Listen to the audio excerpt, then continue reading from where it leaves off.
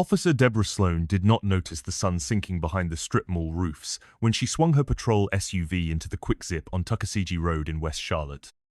She noticed only the figure leaning against the brick wall beside the soda machine. Tall, athletic, dark-skinned, hoodie up, face half hidden by the glare of an LED beer sign. Her pulse quickened with that old, familiar heat instinct she called it during the Academy's scenario drills. A hunch.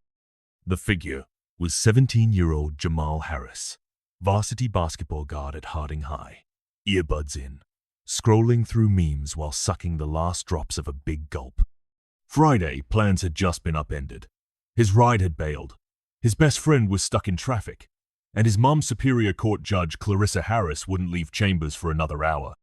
So he waited, half bored, half annoyed, bobbing his head to a track nobody else could hear. Tires screeched. A cruiser door slammed. Jamal lifted his eyes. A white female sergeant with a severe blonde bun strode forward, one hand resting near her holster. "Everything all right, ma'am?" Jamal asked, slipping out an earbud out of the habit coach's drilled into him respect gets you home. Deborah's gaze raked him like a scanner. "Got ID on you?" "Yes, ma'am." "But why?" "Had a call about a suspicious male lurking by the cash drop. Matches your description." Jamal blinked. "I just bought a drink. I got the receipt." He raised the crinkled paper, palm open. "Hands where I can see them." Her tone ratcheted up before he finished the sentence. Two men pumping gas turned, surprised. Jamal's stomach tightened. He spread fingers wide. "I'm not." Deborah seized his wrist and spun him toward the SUV before the onlookers processed what they were seeing.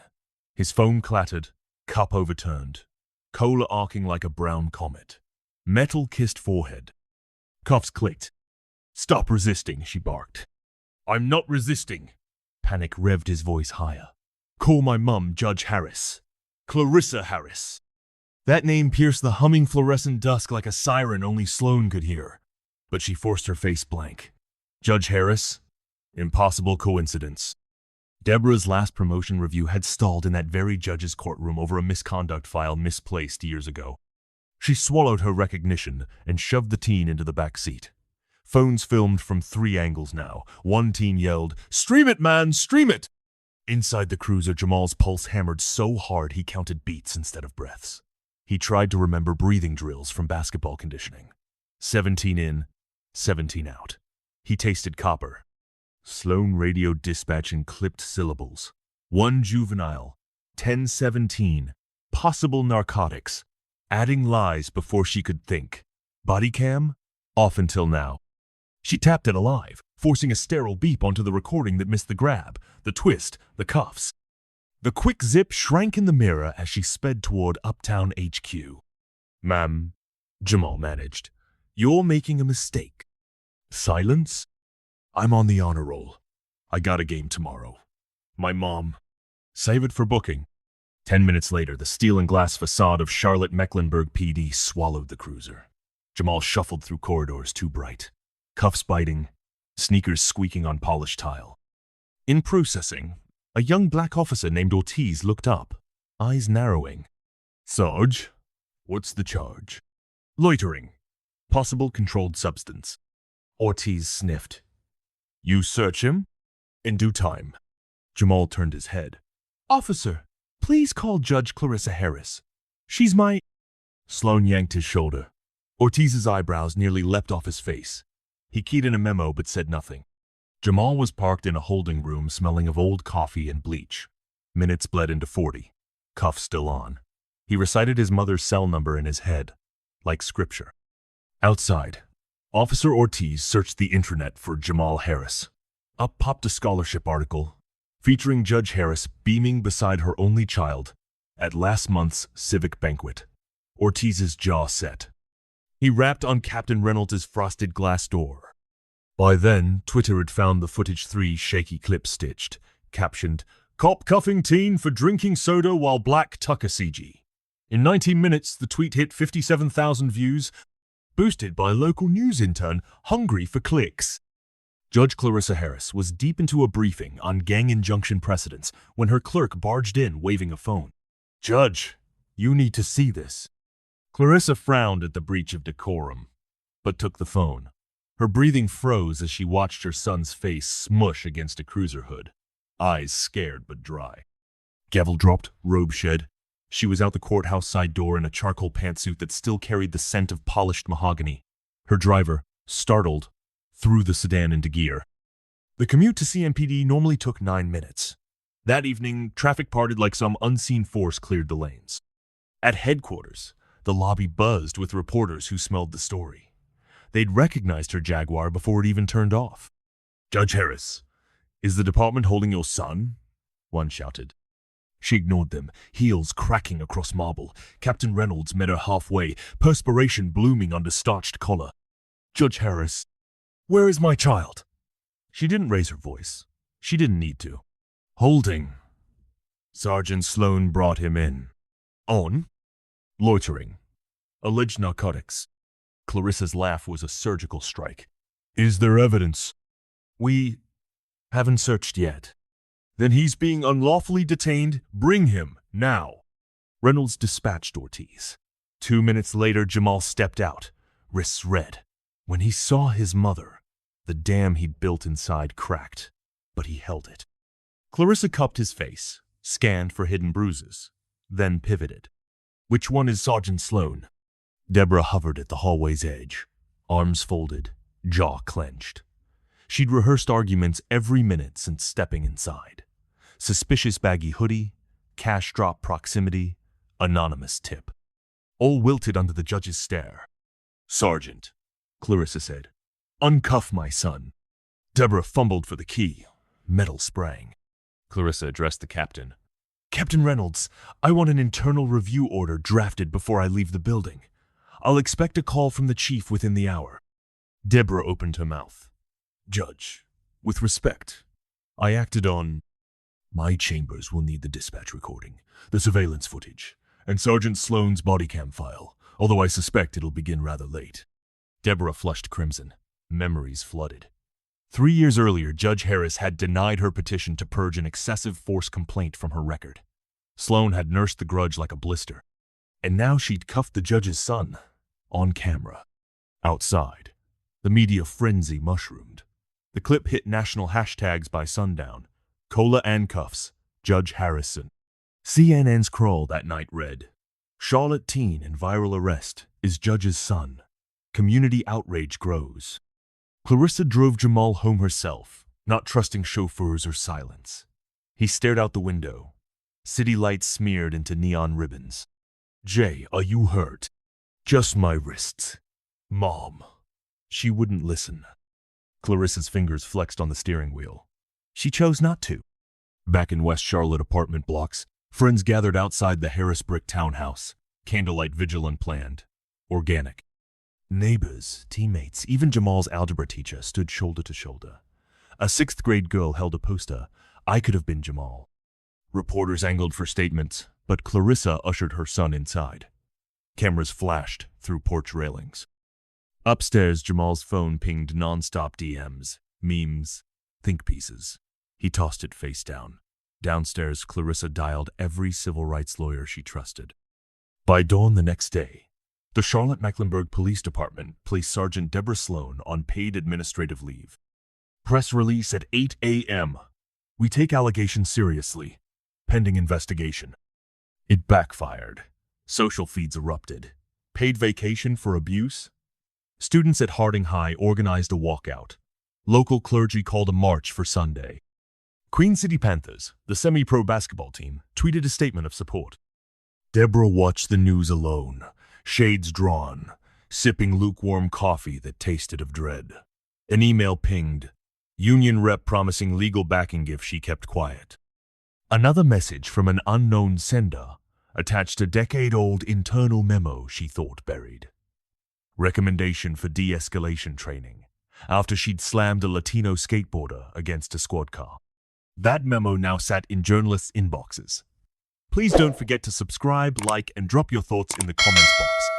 Saturday morning, Clarissa called a press conference on the courthouse steps. She wore no robe only, a cobalt blazer. Jamal stood behind her, posture straight despite the cameras. "My son committed no crime," she began, voice clear over the wind. He was targeted, detained, and humiliated without cause. If this can happen to a judge's child, under every streetlight and smartphone lens, imagine what occurs in shadows without witnesses. We demand more than suspension. We demand structural change. Questions flew. Judge Harris, are you asking for Sergeant Sloan's termination? I'm asking for an external audit of use of force incidents involving youth of color over the last 10 years, and for every body cam policy violator to face consequences. Jamal noted camera flashes reflected in his mother's eyes. She did not blink. That afternoon, protesters filled Tryon Street, chanting, drumming, holding signs etched overnight with luminous paint. Helicopters thumped overhead. CMPD kept distance. Any misstep would ignite the crowd. Meanwhile, a college sophomore named Grace Beckham compiled publicly accessible complaints against Sloan into a Google Doc. 4 excessive force claims, 3 involving minors. 2 civil settlements sealed by NDAs. Reddit sleuth surfaced it within hours. Local paper published front-page Sunday expose. Pattern of foreshadows veteran officer. In living rooms across Charlotte, families debated. Some saw deliberate race-based targeting. Others argued she was just doing her job. But nearly all agreed the video looked too bad to ignore. Monday, City Hall announced an emergency council meeting open to citizens. Seats filled in 11 minutes. Jamal sat second row flanked by teammates still in practice jerseys. Deborah Sloan arrived, escorted by union lawyers, face granite. Councilwoman Patrice Vaughn, youngest on the dais, took the microphone. We are not here to litigate guilt. We are here to question policy. She gestured to a screen projecting statistics.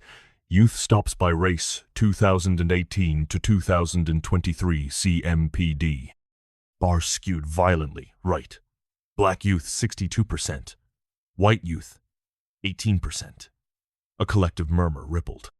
Deborah's lawyer objected to relevant, unfair. Vaughn replied, data is never irrelevant. Applause. Jamal's turn came unexpectedly. A council clerk whispered, and he found himself at the podium, heart banging like a tip-off drum. Hi, he began. The room stilled. I'm Jamal Harris. I was the kid in that video. I did everything Coach tells us. Be respectful. Keep hands visible. Say ma'am or sir. Didn't matter. She saw a threat anyway. I shouldn't be a headline for drinking soda, he exhaled. But since I am, let it count for kids without moms in robes. Even Deborah found her gaze drawn to the floor. Council voted 8-1 to fund an independent civilian review board with subpoena power. They mandated automatic release of body cam footage within 10 days of force incidents. The union vowed to sue. Social media celebrated. Sloan's leave became suspension without pay. Days later, a bombshell twist detonated. The anonymous tip, Sloan cited never-existed dispatch logs, proved it.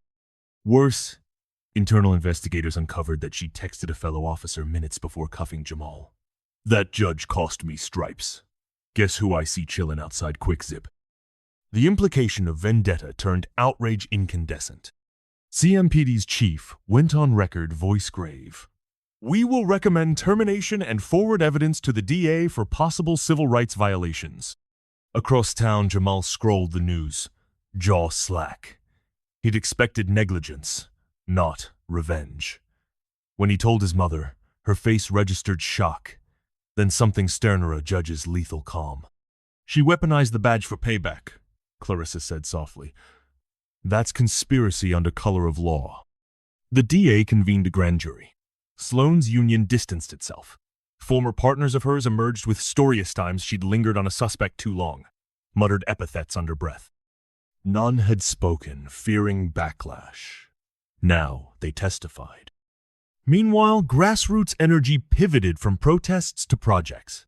Harding High students launched an app called SafeLink CLT, a one-tap tool to live-stream police encounters to a public database. Jamal's coding club friend built encryption overnight. Downloads hit 5,000 by week's end. Judge Harris recused herself from any cases involving CMPD, doubling her workload elsewhere but refusing optics of bias. Every morning she hugged Jamal before school, a new ritual neither mentioned. The grand jury indictment dropped on the 10th day. Official misconduct, false imprisonment, civil rights violation. Deborah's mug showed a face once stern, now shell-shocked, spread faster than her suspension notice. Reaction split Charlotte. Some neighbors rallied outside her home with Back the Blue banners. Others left candles for Jamal at the quick-zip wall, now layered with chalk messages. We remember. Trial scheduling churned, but bigger waves rolled. The Department of Justice announced a pattern and practice investigation into CMPD's treatment of minors. Federal observers arrived, briefcases and notepads bristling. Councilwoman Vaughn introduced the Jamal Budget Amendment, earmarking funds for youth officer mediation programs. Jamal tried returning to normal. Drills, Snapchat, algebra. Yet lunchtime chatter about his case stalked him. One afternoon, he ducked into the band room. Alone among tubas, he breathed easier. Coach found him there. You playing or hiding? Both, Jamal admitted. Coach nodded. Court tomorrow. Media will swarm. You want us there? Jamal considered. Just the team bus parked outside. Doors open, music blasting. Show folks I'm still hooping. Done. Trial day dawned pewter gray. Outside Mecklenburg Superior Court, reporters lined barricades. The Harding Rams bus rolled up, speakers thumping clean hype music. Players stepped out in warm-up jackets, forming a silent escort for their teammate into the courthouse. Cameras captured an image no scriptwriter could improve. Black athletes forming a tunnel of support around a kid who'd become a city's catalyst. Inside, Jamal took the stand. Prosecutor played the body cam philemic crackle, cuffs already on. Then subpoenaed quick-zip surveillance that showed Sloan watching Jamal for 11 seconds before striking. The text message appeared on a screen tall as a billboard. Jury faces tightened. Defense argued, split-second decisions. Heightened crime zone. No explicit bias. But the prosecution's closing thundered. This was premeditated humiliation. Verdict. Guilty on all counts. Gasps. Then applause, muffled by the judge's gavel. Deborah's eyes glazed. She sat, stone still. Sentencing postponed, but one chapter closed. Outside, Jamal inhaled crisp air that tasted new. Reporters shouted questions. He lifted a hand not to silence them, but to wave. Months slid by. Reform stuck, despite lawsuits. SafeLink, CLT, partnered with the city for official integration. Complaints dropped. Transparency dashboards went live. On a clear spring morning, Jamal stood at center court of the Spectrum Center during halftime of an NBA exhibition. The announcer boomed. Tonight, we honor Jamal Harris for inspiring change in our community. Crowd rose. Spotlights flared. Jamal accepted the plaque, not sure where to look. So he scanned until his eyes landed on his mother smiling from courtside pride. Relief. Something more. Later, in the quiet of a parking deck, Clarissa squeezed his shoulder. Change is slow, kid. But real, he said.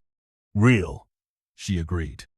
Above them, Charlotte's skyline glowed, each window a pixel in a mural of possibility, proof that a single soda spill, a single cell phone lens, and a single teenage voice could turn an act of spite into a reckoning that shook old pillars and raised new ones in their place.